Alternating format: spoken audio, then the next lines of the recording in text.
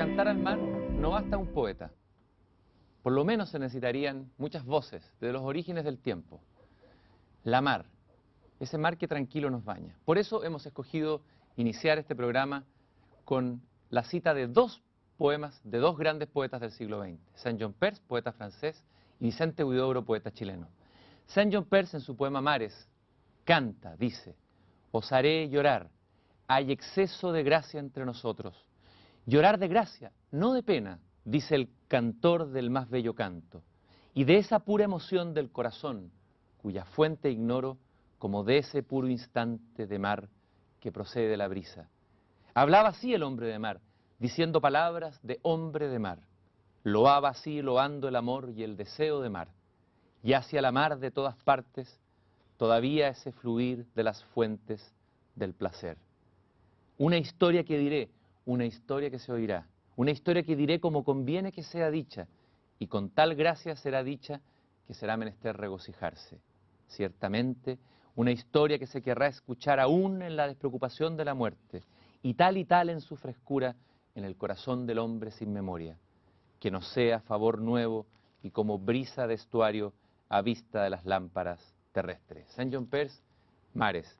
Y Huidobro, como en una posta en este poema colectivo al mar que estoy creando aquí en vivo en el programa, dice en el monumento al mar: paz sobre la constelación cantante de las aguas, entrechocadas como los hombros de la multitud.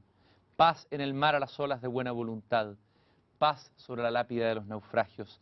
Paz sobre los tambores del orgullo y las pupilas tenebrosas. Y si yo soy el traductor de las olas, también paz para mí. He ahí el mar abierto de par en par. He ahí el mar quebrado de repente, para que el ojo vea el comienzo del mundo.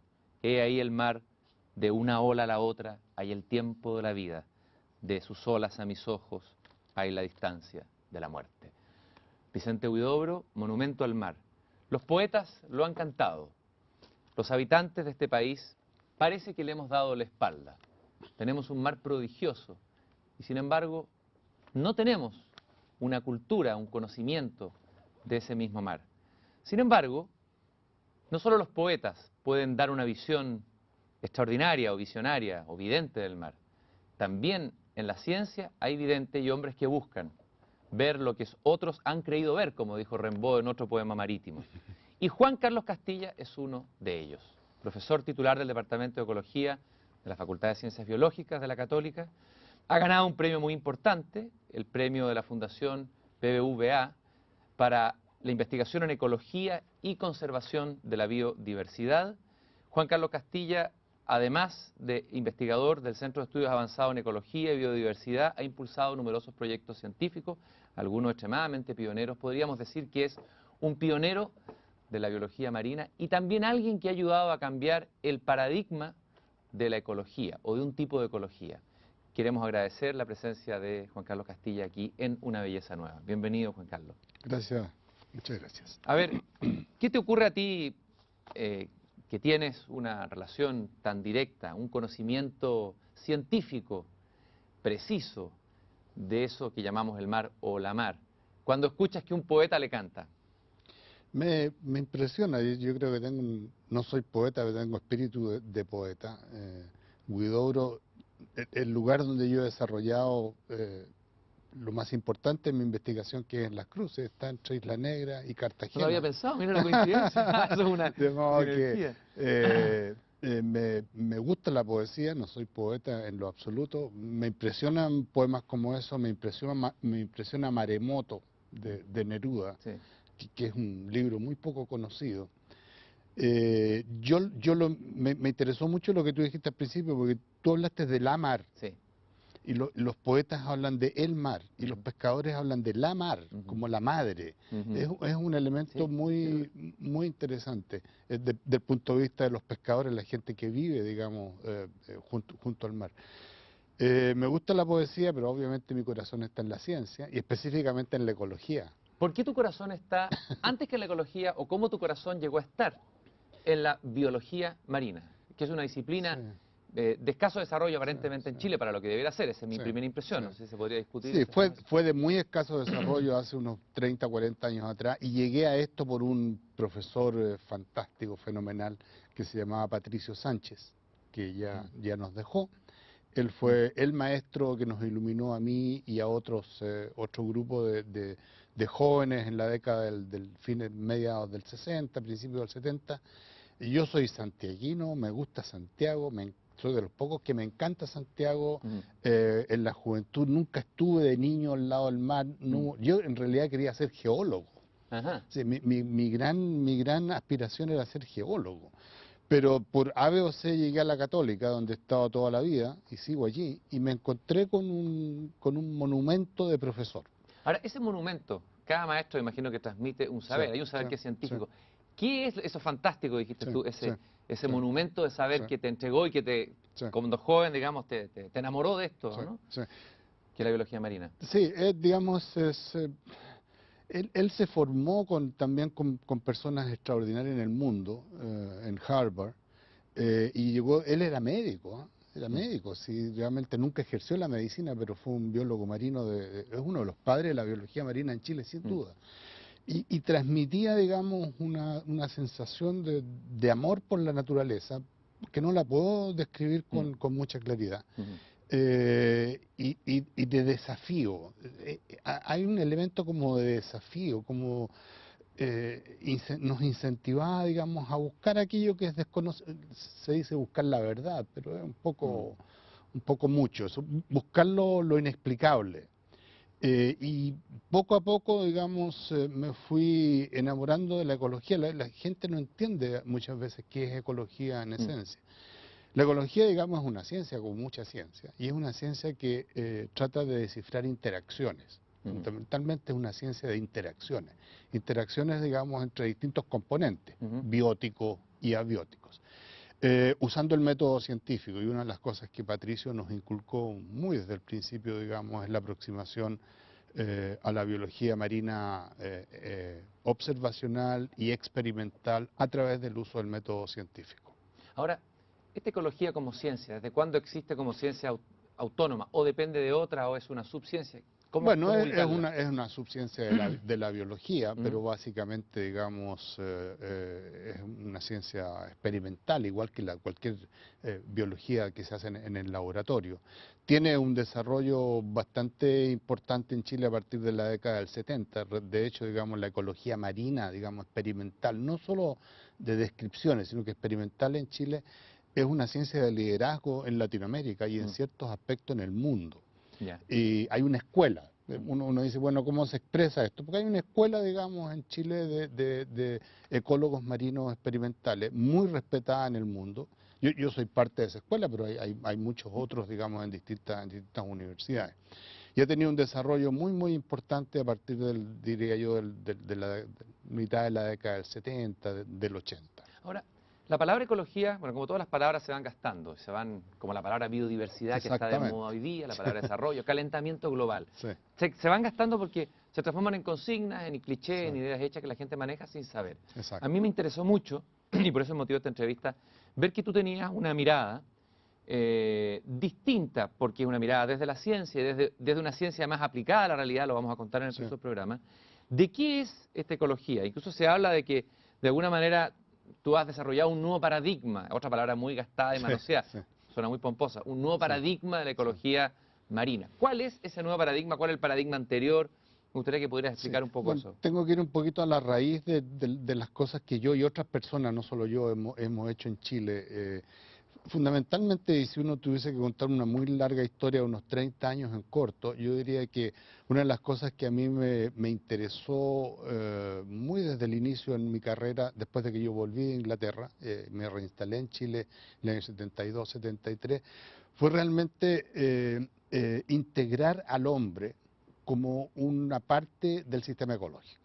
O Ujú, sea, normalmente uno lee de 100 trabajos científicos que uno lee, digamos, en el área de la ecología, es como si el hombre no existiera.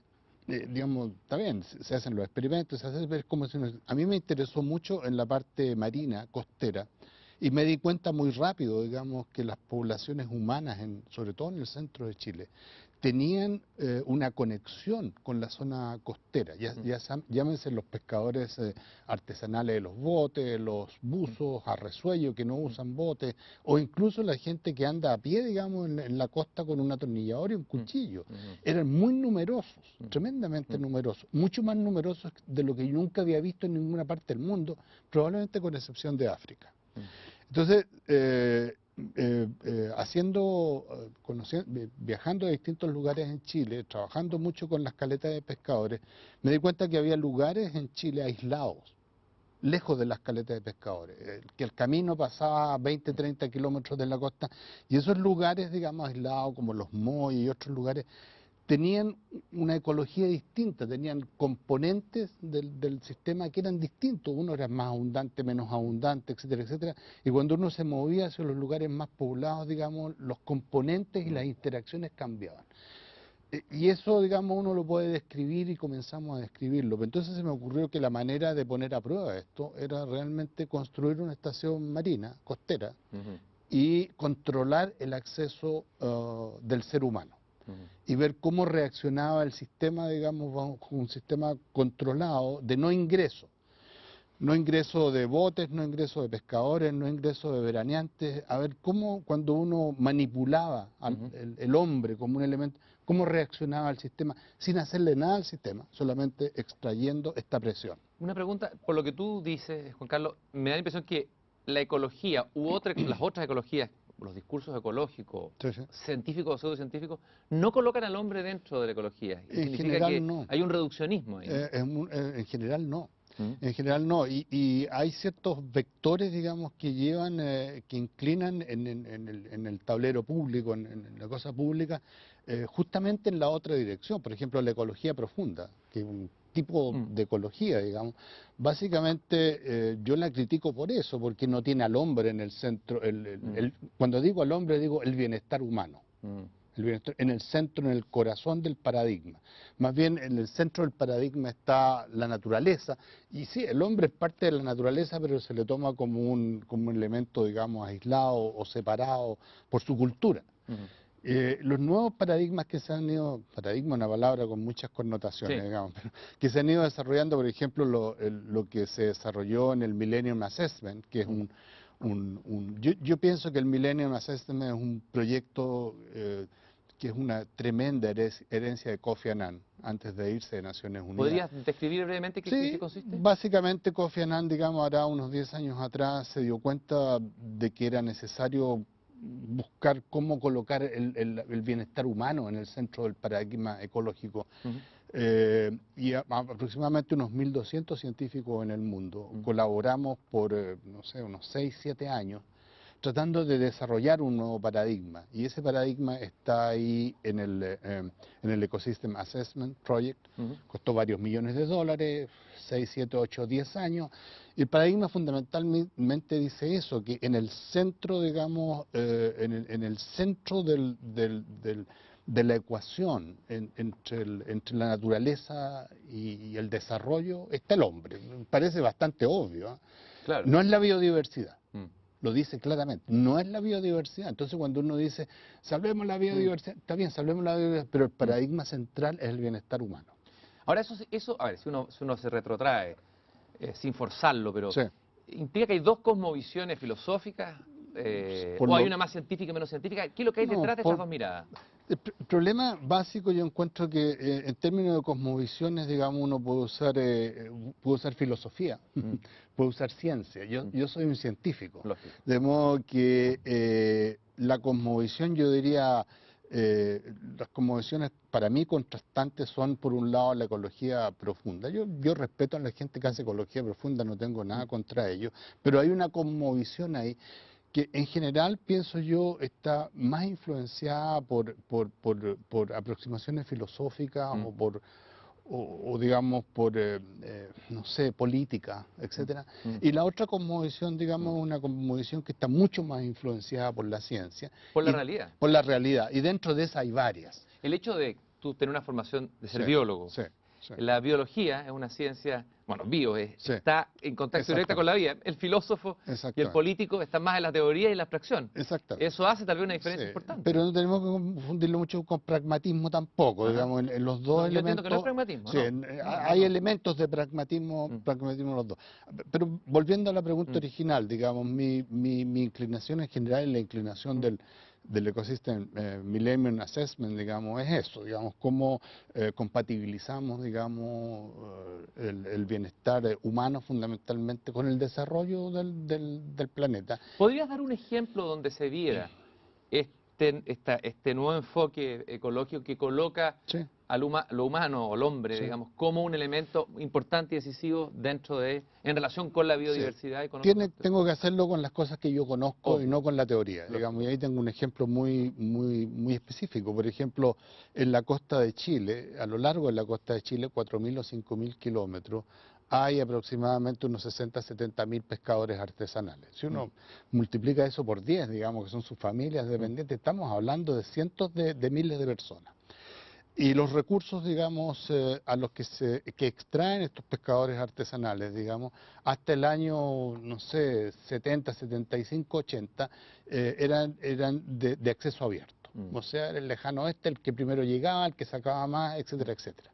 Ahí, para solucionar ese tipo de problemas, digamos, hay dos maneras de hacerlo. Por ejemplo, uno podría irse por el lado, digamos, un poquitito de la ecología profunda o por esa vertiente y decir, bueno, lo que necesitamos hacer es instalar a lo largo de estos 4.000 kilómetros de costa 50 áreas protegidas en que no entre absolutamente nadie.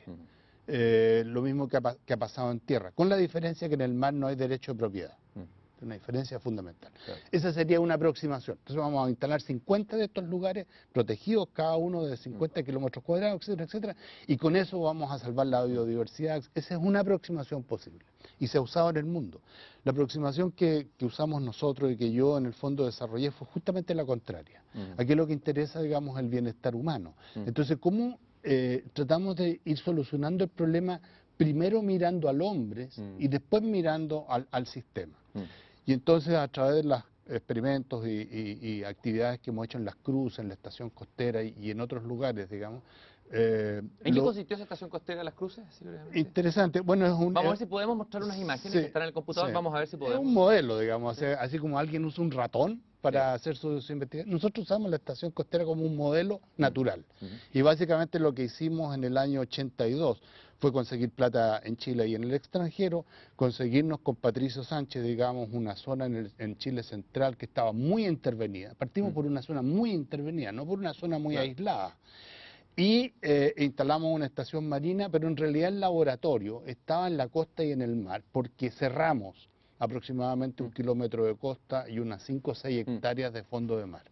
Y esa zona ha estado cerrada por 25 años, sin acceso. Cerrada quiere decir sin acceso a los pescadores. Es una zona pequeña, que no le influencia, digamos, en la economía a nadie, pero de allí hemos aprendido, y siguiendo con la idea anterior, cómo los sistemas se recuperan cuando tú sacas del sistema, digamos, al extractor que es el hombre. El hombre no es necesariamente malo, porque la ciencia no es ni mala ni buena, es ciencia.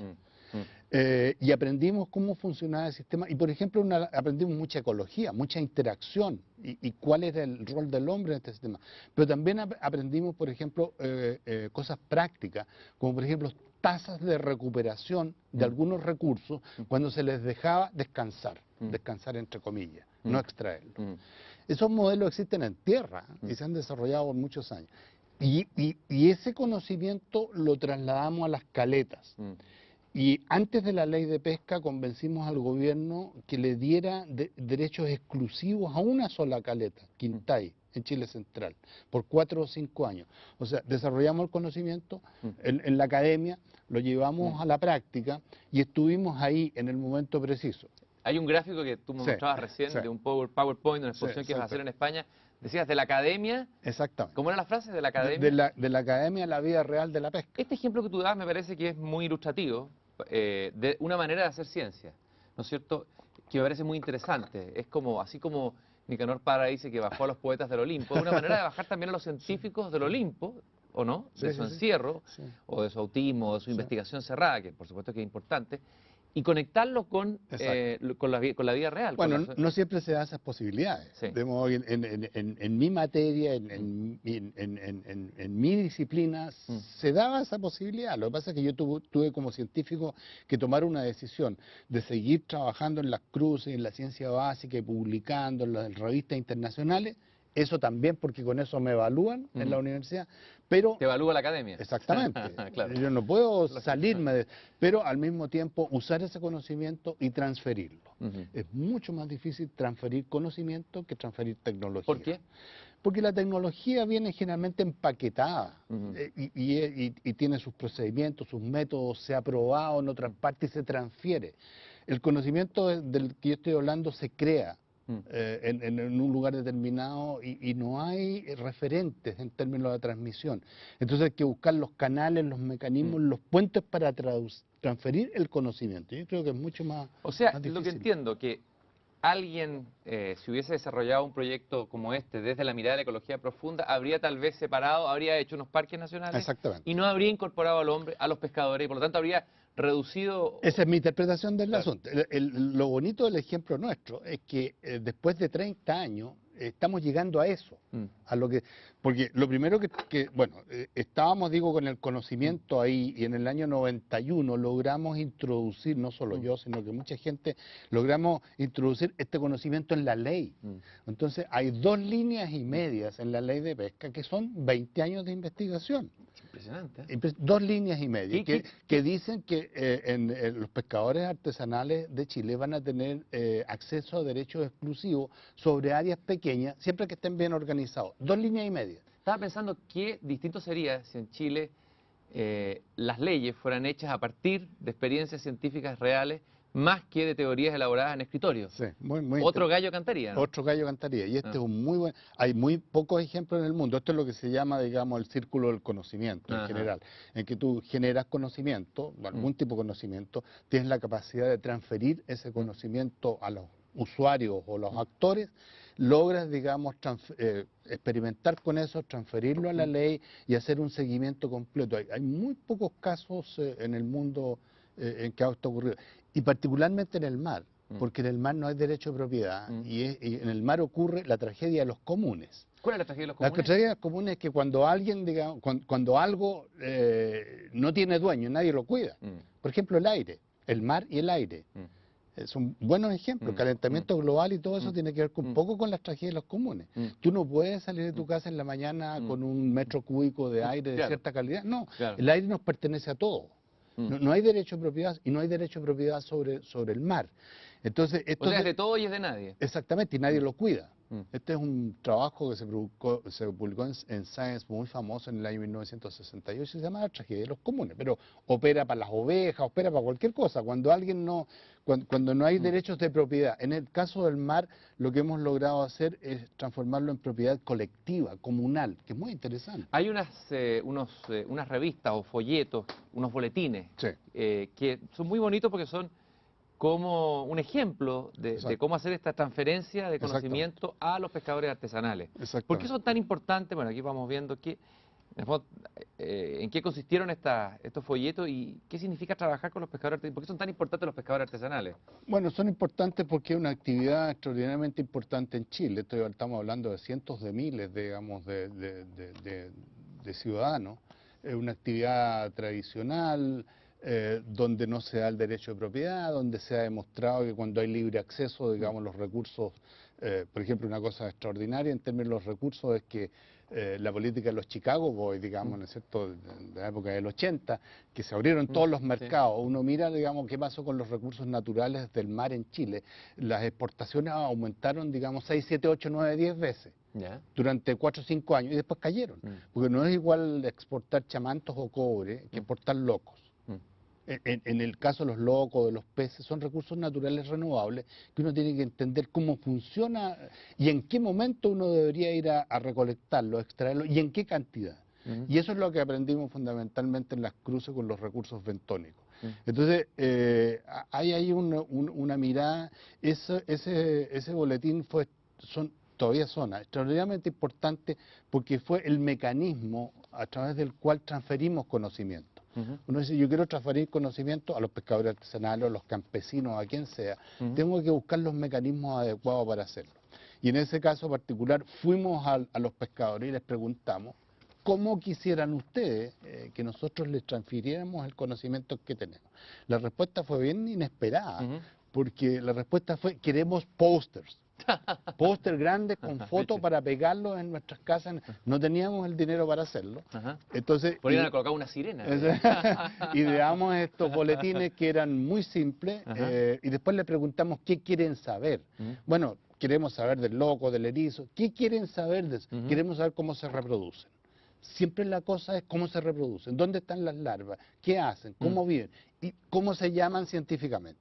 Una cosa que uno no la habría esperado. ¿Cuál es el nombre científico de la especie? En realidad no le sirve para nada, pero es una cosa que escuchan a la gente hablar de los nombres científicos. Entonces diseñamos un sistema de folletos en que los repartíamos 500, 600, 700, en que iba como un editorial con un mensaje sobre conservación y manejo, y alguna descripción del recurso que queríamos transmitir. Juan Carlos, quizás pudiéramos hablamos de los pescadores artesanales, de hablar de lo que tú has llamado la sobreexplotación del mar, absolutamente irracional, estoy leyendo aquí un texto que tú escribiste, y por una competencia desleal por parte de los grandes industriales pesqueros respecto a los costeros artesanales.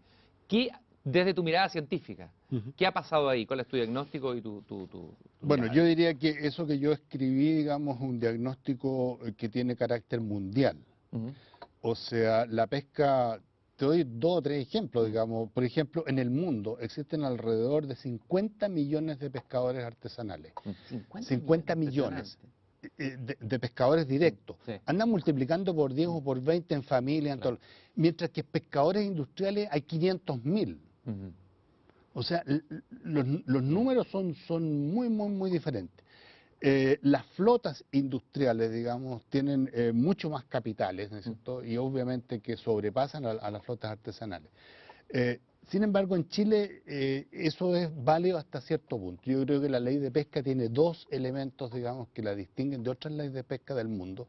Por ejemplo, en el año 1991, la ley de pesca determinó que las primeras 5 millas del mar chileno, bueno, no de todo el mar, pero entre Arica y Puerto Montt, eran de uso único y exclusivo de los pescadores artesanales.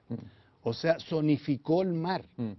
Zonificó el mar, muy importante. Y segundo lugar, estableció que a lo largo de las caletas de Chile existía la posibilidad que las comunidades se organizaran y tuvieran áreas, digamos, de uso exclusivo, de manejo exclusivo. Entonces, si uno mira, por ejemplo, la pesca en Chile de anchoveta, sardina, jurel, que son los que pescan los industriales, en realidad la única curva que asciende en Chile es la pesca de esas especies por los pescadores artesanales, porque tienen unos derechos exclusivos sobre 5 millas. Cuando uno suma lo que pescan los artesanales y lo que pescan los industriales, la pesca no ha subido en conjunto, pero se han distribuido los recursos. Y eso ocurre en muy pocos lugares del mundo. Entonces, lo que yo escribo ahí es verdad, porque hay una sobreinversión mundial en pesca del orden del 80%. Son los subsidios los que mantienen, digamos, en el mundo las flotas pesqueras funcionando. Tú, ante las voces alarmistas o de alerta que dicen que en el año 2050, producto del calentamiento global, van a desaparecer las especies marinas, o muchas especies marinas, tú respondes, te ríes ante esa afirmación. Me gustaría decir por qué. Me río porque, digamos, el cambio climático sobre el que yo creo y he estado, y el calentamiento global escribiendo mucho, digamos, es uno de los fenómenos de cambio globales que están ocurriendo en este minuto en el mundo. Hay varios otros paralelos. Entonces, lo más probable es que si seguimos como estamos, efectivamente en el 2050 o en el 2070, no es que vayan a desaparecer todas las especies marinas del mundo, pero desde el punto de vista pesquero van a tener una reducción enorme. Pero eso probablemente va a ser debido más bien a la sobreexplotación pesquera que existe en este momento, que al calentamiento global. Es probable que el calentamiento global tenga alguna relación, pero mínima. O sea, de alguna manera ya estamos instalados en una realidad que es dramática en el mundo, pero que no se ve porque no es visible y a lo mejor no es tan espectacular. Está siendo visible, está siendo visible. Por ejemplo, desde el punto de vista de la pesca, a partir del año 80-85, la pesca mundial de especies marinas está estancada. Ujú. de especies, digamos, salvajes, wild, no de los cultivos. Sí. Está estancada. Se estancó en 80 millones de toneladas en el mundo y comienza a decrecer. Entonces, ya hay un signo por 6 o 7, 8 o 10 años de que la extracción mundial de pesca en el mundo no solo está estancada, sino que está decreciendo, porque las flotas son tan grandes, sobre todo las flotas industriales, que están sobredimensionadas y son los subsidios de los distintos gobiernos los que mantienen esas flotas en pie. O sea, el proceso ya empezó. Entonces, si uno proyecta esa curva, que no tiene nada que ver con calentamiento global, en este minuto, bueno, en el 2050 no vamos a tener más de 10 millones o 15 millones o 20 millones de toneladas disponibles. Si pudiéramos graficar eso en la vida concreta del que nos está escuchando, ¿qué va a significar en nosotros y nuestros hijos de aquí Bueno, a yo pienso yo soy optimista, no soy Ajá. catastrofista, yo creo que eso no va a ocurrir. Ajá. Pienso que no va a ocurrir. Y que la comunidad internacional va a reaccionar a tiempo, una cosa. Y segunda cosa, que la tecnología va a venir en nuestra ayuda. Entonces, pienso que hay entre ahora y el 2050 o 2070 hay un espacio muy grande. Tengo mucha confianza en la tecnología en ese sentido. Y veo que en cuanto a la curva, por ejemplo, hay En la elementos... tecnología, pero la tecnología en sí Sí. misma no es nada. Bueno, Es quién la usa, cómo la usa, qué exactamente. políticas se distribuyen. Tú mismo has dicho, Sí. que parece interesante, Sí, sí. que hay que responder la pregunta más urgente, porque todos Sí. sabemos el diagnóstico. Exacto. La vieja pregunta de Lenin, ¿qué hacer? Sí. ¿Cuál es el qué hacer? Sí. Y ahí es cuando los científicos, como tú, que estás trabajando en terreno, en la realidad, pueden decir algo. ¿Qué es lo que hay que hacer? ¿Y cómo? Bueno, diría yo en el mar, que es de donde yo conozco, digamos, de que el calentamiento global sea algo, pero no es mi área de expertise. Yo diría que en el mar, digamos, las tendencias en términos generales que está liderando Chile, ¿eh? Chile está liderando tendencias como zonificación del mar, eso que yo dije que las primeras 5 millas, eso es una zonificación, digamos, muy clara en que se toman decisiones sobre flotas de distintos tamaños. Ese es un camino. El otro camino, digamos, que se menciona regularmente, el establecimiento de áreas marinas protegidas. Pero no debe haber más de 5, del 2%, 3% en el mundo de áreas marinas protegidas, y el nivel con que se están implementando es relativamente bajo. De modo que la zonificación de los mares, digamos, es una cosa que viene, y Chile está dando ejemplo en esa dirección. Tú estuviste, te hiciste, no sé si famoso, pero saliste a la palestra desde tu campo científico, que siempre la ciencia no está en los primeros titulares de los diarios, desafortunadamente, digamos. Más bien hay otro tipo de... La opinología ocupa la mayor parte de la prensa más que los que saben de los temas. Sin embargo, estuviste en una conferencia que dio Al Gore.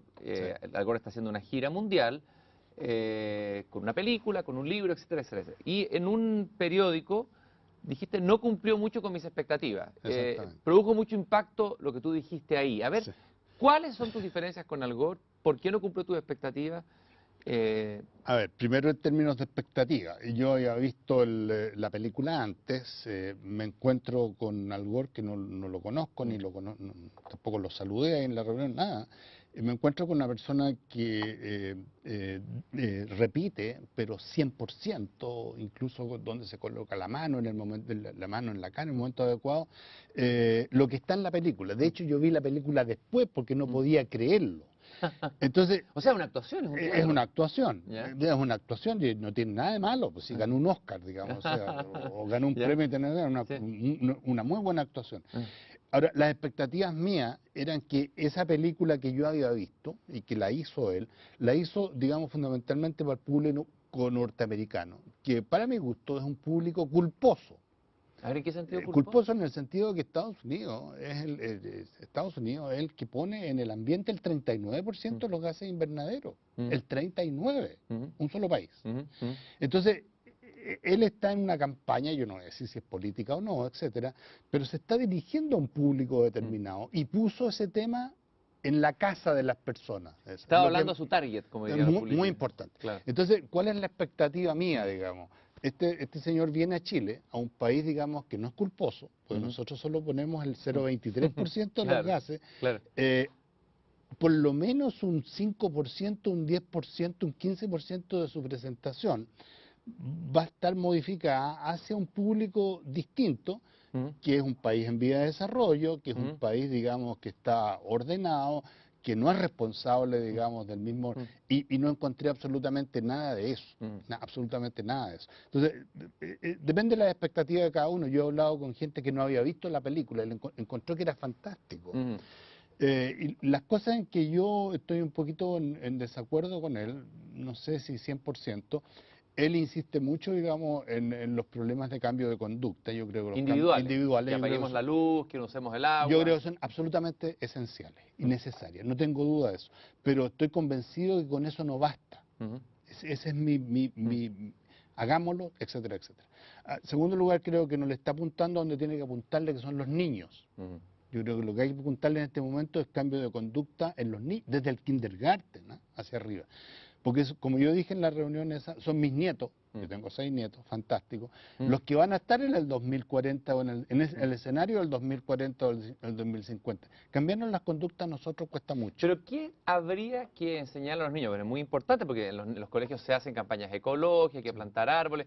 También empiezan a circular los mismos clichés de siempre. Sí. ¿Qué es lo que tú considerarías fundamental de traspasar a través de la educación? Yo creo que lo que hay que traspasar, y lo he dicho en varias oportunidades, es tratar de hacer una campaña que yo llamo de alfabetización, o también podría ser de socialización de la ciencia del cambio global.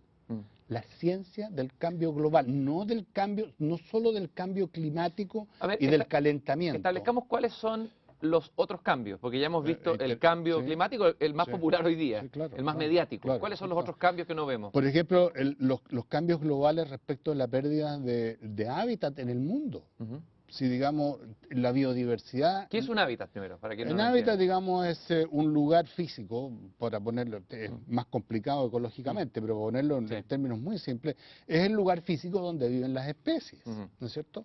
Entonces, si uno cambia, digamos, un bosque nativo por un bosque, digamos, de pino, capaz que esté secuestrando la misma cantidad de anhídrido carbónico, pero lo que ha pasado en términos del hábitat y de la comunidad ha cambiado radicalmente.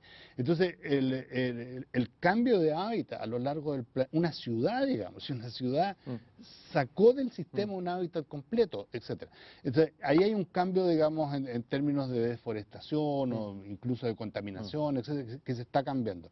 La pesquería, digamos, los problemas pesqueros en el mundo, digamos, son globales, no son problemas locales. El problema de los carbono-fluorocarbonos, del hoyo de ozono, etcétera, son problemas globales que se han logrado detener, etcétera. Hay varios. Hay otro que se llama el oscurecimiento del planeta. Es muy interesante porque... A ver, ¿qué es lo que es el oscurecimiento del planeta? Es interesante porque cuanto más contaminación se produce en un lugar determinado, los contaminantes en el fondo actúan como refractores, digamos, de los rayos solares. No es que nos quedemos a oscuras, pero efectivamente cuando uno coloca detectores, digamos, se ha ido produciendo menor radiación solar que llega a la Tierra. Y en los lugares, digamos, en que la contaminación, sobre todo en Europa, en la contaminación ha sido más, estoy hablando de contaminación de aire, más controlada, en la medida que se controla la contaminación, llega más radiación solar. Entonces, ahí hay un trade-off, unas pérdidas y ganancias en ambas direcciones que también tienen que ver con calentamiento global. Entonces, ahora, donde él yo creo que no pone, volvamos a Al Gore, donde él no pone, digamos, el énfasis que se necesita, yo creo que en la educación, en el cambio de conducta y que tiene que ser dirigido a los niños. Y en segundo lugar, yo pienso que los cambios globales tienen que ver, digamos, con problemas de gobernabilidad global. Entonces, sigamos tirándole, digamos, piedras a Kioto o lo que sea, pero esto es un problema global. Es un problema global y después local también, pero es global. Y hay más esfuerzos que hay que hacer en términos de ponernos de acuerdo globalmente. Por ejemplo, Montreal en 1982. Ahí se ganó, ahí se logró algo. Ahí se logró mucho, digamos, con los aerosoles, digamos, ¿no es cierto? Y después Londres, qué sé yo qué más, etcétera, etcétera. O sea, hay modelos que se han desarrollado y hay poco de gobernabilidad global en su discurso. Lo que entiendo y me interesa lo que tú dices es que cuando lo leí en la prensa, una declaración que me llamó la atención, que uno escucha hoy día un pesimismo global, un pesimismo que llega incluso a la parálisis y que va acompañado de las ideas hechas sobre ecología, biodiversidad, lo que hablábamos recién. Pero escucho un cierto optimismo, un optimismo que tiene que ver con construir una nueva ciencia o políticas que tengan... estén basadas en la creación. Yo soy optimista, creo que todavía estamos a tiempo. He dicho en varias oportunidades que en el problema del cambio climático, del calentamiento global, la tecnología no nos ha acompañado, no nos ha acompañado a la tasa que debería habernos acompañado. Y pienso que, por ejemplo, por dar un par de ejemplos que he dado en otra parte, digamos, todo el proyecto de hidrógeno como elemento, digamos, que podría reemplazarlo, la energía en el mundo, está muy atrasado. La industria del automóvil, porque ojo, el problema del calentamiento global tiene que ver con emisiones y con combustibles fósiles, está muy focalizado ahí. Y uno mira la industria automovilística, cada vez los autos son más pesados, menos eficientes. O sea, no tenemos incentivos. Yo tengo un 4x4 y soy muy mal ejemplo, pero no tenemos incentivos, digamos, para tener autos más pequeños o rebajas de impuestos, digamos, si compramos un auto que pese media tonelada en lugar de 1,5 toneladas. Y la industria automotriz lo que le interesa es vender automóviles. Entonces, ahí hay problemas de tecnología y problemas de Estado, digamos, que son importantes. Y lo otro, diría yo, que es muy impactante en la película de Al Gore y que lleva, digamos, un poco al pánico. Y yo creo que esto no es una situación de pánico. Yo creo que todavía se puede enfrentar con realidad. Es que los modelos que él usa, y de eso algo sé yo, digamos, en términos de aumento del nivel del mar, son niveles extremos. Entonces, cuando uno ve de 6, 7 metros, 5 metros, digamos, en los próximos 100 años, los modelos actuales no indican eso. Los modelos actuales indican que el máximo aumento del nivel del mar debería ser del orden de los 80, 90 centímetros, lo que es ya muy importante, pero no son 7 metros u 8 metros. Él dice, este modelo tiene realidad en caso que Groenlandia desaparezca, en caso que Groenlandia desaparezca y la parte oeste de la Antártica desaparezca, sí. O sea, ¿tiene fallas científicas en la Bueno, base del discurso? A ver, ¿es simplificador es muy o hay mentiras? No, yo no creo que haya mentira, porque cuando él usa los modelos de inundación de 5 o 6 metros, son verdad. En caso que Groenlandia desaparezca y una parte importante de la Antártica del oeste también desaparezca. Pero los modelos actuales lo que indican es que eso es poco probable que ocurra. Y que en Chile específicamente, digamos, una cosa es también llevarlo a la realidad nuestra. Los modelos indican los modelos locales, no los globales, hechos por la Universidad de Chile. Indican, por ejemplo, que en términos del nivel del mar, no debería subir el nivel del mar en el año 2070 más allá de unos 25 o 26 centímetros, más en el norte, menos en el sur. Entonces, esos son importantes, no son niveles que no tienen ninguna importancia, pero no son 7 metros u 8 metros. Entonces yo creo que tenemos que ponernos en la realidad con los modelos que tenemos actualmente y estamos todavía a tiempo de actuar. Me imagino que uno de los amores de un biólogo marino es el amor a los invertebrados, ¿no? El amor al loco, al piure, a la estrella de mar. Y me gustaría aterrizar en esos seres que comemos y consumimos, a veces sin límite, muchas veces comemos locos cuando están vedados, pero que no conocemos. Y me gustaría hacer un recorrido por estos invertebrados, aprovechando que tenemos un biólogo marino que es uno de los pioneros en esta línea. A ver, hablemos del molusco loco, que tú has llamado modelo biológico además. Es el loco que comemos, pero que al mismo tiempo es un modelo biológico. ¿Por qué el loco? Háblame el loco primero. Bueno, ¿y por qué es un modelo biológico? Bueno, es modelo biológico en términos que un ratón también es modelo biológico, o una mosca es modelo biológico para estudiar el cromosoma gigante, desde ese punto de vista. Ahora, este es un animal extraordinario, para mi gusto, digamos, yo he trabajado por 35 años con esta especie, es único en el mundo, está solamente en Chile y en Perú, no está en ninguna parte del mundo más. Es un carnívoro de alto nivel trófico. Si uno trasladara su equivalente a África serían los leones. Estamos hablando en tierra y en el mar, pero son de alto nivel trófico, son depredadores, son claves. Es más fácil hablar de los leones que de los locos. Pero en fin, si uno se imagina, digamos, un parque en África en que va y elimina a todos los leones, ¿no es cierto? Y los leones a su vez están comiendo las cebres, el sistema se va a modificar, va a cambiar. Entonces es un molusco único, es chileno. Nadie nos va a poder transmitir el conocimiento sobre este recurso. Muy importante desde el punto de vista de la pesquería. Hay miles de pescadores que dependen de este recurso, muy importante económicamente y muy atractivo desde el punto de su biología. extremadamente. Entonces tiene una serie de elementos que yo lo he usado en mi carrera científica como modelo. Podría haber usado una estrella, podría haber como modelo biológico. Aquí bajamos una foto de internet, pero no sé si corresponde Sí. a un loco. ¿Qué es eso? Vamos a mostrarlo. Bueno, esa es una larva ¿Ya? de loco. Las larvas de loco miden aproximadamente, cuando están en... A ver, deja contarte primero. Existen machos y hembras, y hay copulación, y la hembra pone cápsulas, y dentro de las cápsulas están las larvas. Y las cápsulas pasan unos 50-60 días, las larvas pasan unos 50-60 días dentro de las cápsulas, y esa foto que tú tienes ahí es cuando salen al mar, cuando se liberan, y están aproximadamente 3 meses en el agua. Y crecen, digamos, hasta aproximadamente unos 6-7 milímetros, a pesar que y son un pequeño caracol.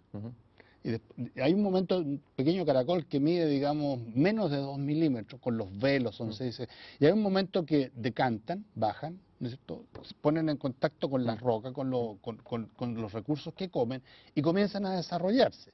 Entonces, cuando uno los encuentra recién asentados, pasados del plancton al sustrato, tienen aproximadamente 2 milímetros. Y tardan aproximadamente un año y medio en alcanzar unos 6-7 centímetros. Lo que pasa es que en el desarrollo, cuando son pequeñitos, son un caracol, tal como uno se lo imagina.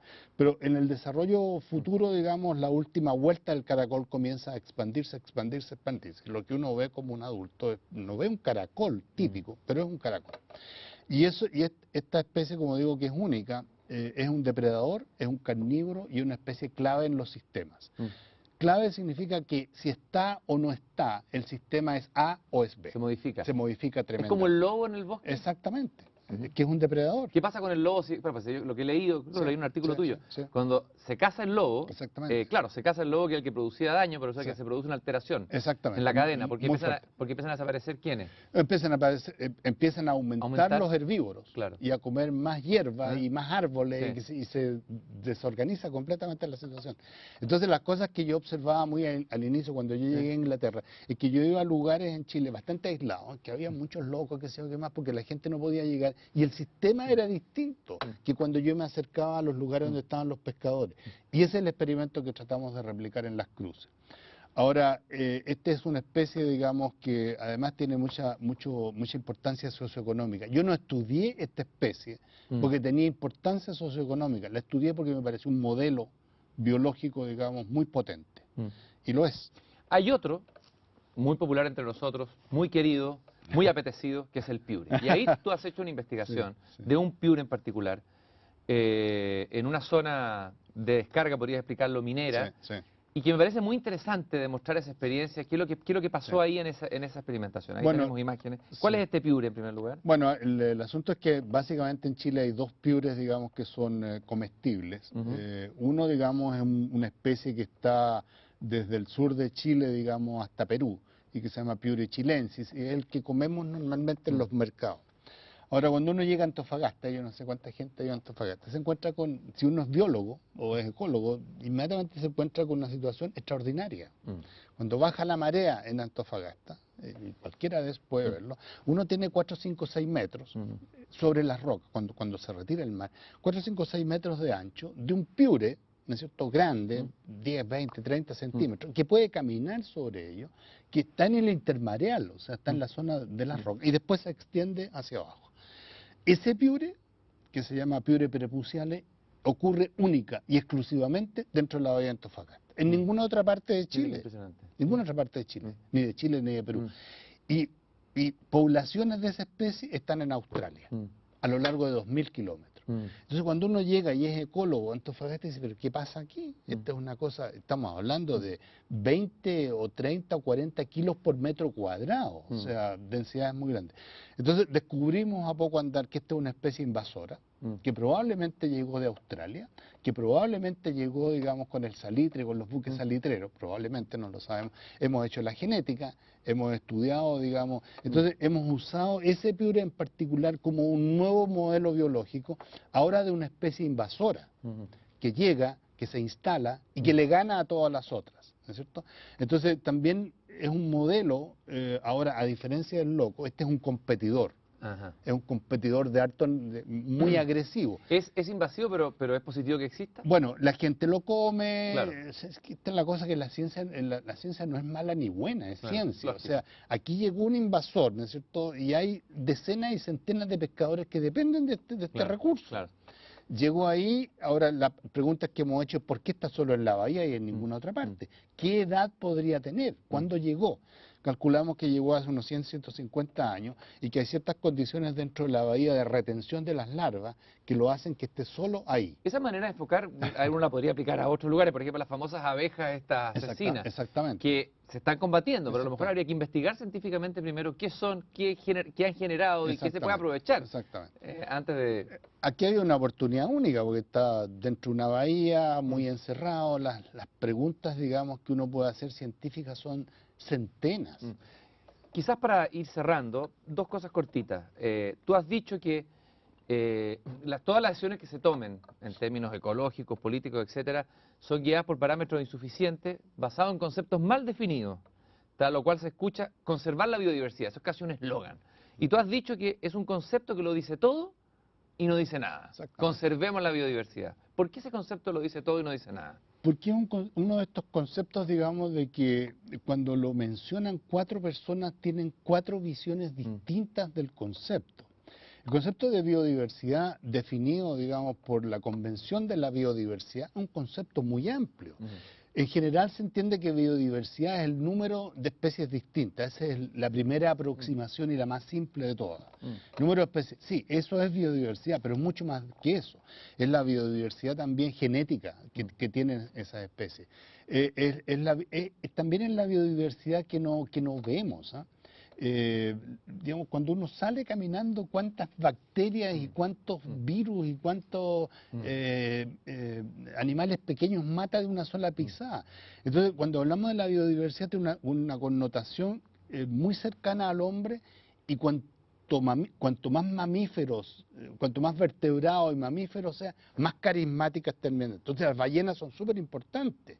Pero digo, ¿cuál es la diferencia entre una ballena, digamos, y una estrella?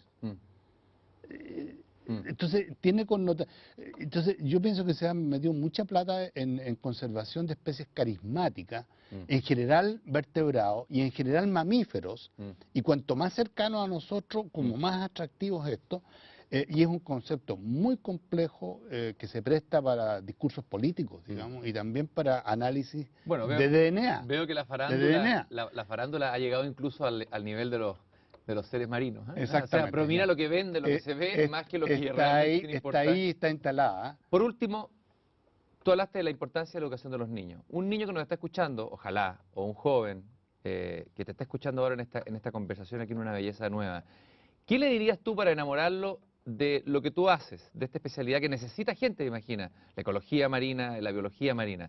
La mayoría de la gente tiene en su cabeza a Jacques Cousteau como biólogo marino, con ese acento francés que decía, pollo en el mar, aquí en el calipso. Sí. La invitación que tú le harías a ese joven que nos está escuchando, a abrazar la ciencia en Chile, a abrazar y a tomar el camino de la vocación. Yo diría primero, digamos, que en Chile hay varias, pero yo diría que 2 riquezas comparativas inigualables respecto del mundo: el mar y las estrellas. El cielo y las estrellas. Es clarísimo. Estoy de acuerdo con lo que tú dijiste al principio, digamos, tendemos a darle la espalda al mar. De modo que sí, la astronomía y la biología marina o las ciencias del mar en general, podría ser oceanografía, son elementos, digamos, comparativamente muy importantes en este país. Luego, digamos, le diría que científicamente hay un placer enorme que es inigual, no tiene precio, que es descubrir algo. Basta descubrir la interacción entre la especie A y B, digamos, tiene un precio, tiene un elemento, digamos, central en la vida de uno. Y yo soy un científico que llevo eso y les puedo asegurar que si se dedican a la ciencia, primero no van a ganar dinero, eso está claro, pero segundo, digamos, van a tener el placer de poder descubrir. También lo van a hacer con otra ciencia, pero el placer, creo yo, de poder descubrir con los cielos nuestros y con el mar nuestro es absolutamente inigualable. Hay que volver entonces a la fuente, al himno nacional, recordar puro Chile es tu cielo azurado y ese mar que tranquilo nos baña. Exactamente. Muchas gracias, Juan Carlos, por haber estado aquí en Una Belleza Nueva y éxito en tu maravilloso trabajo pionero en la ecología marina. Muchas gracias.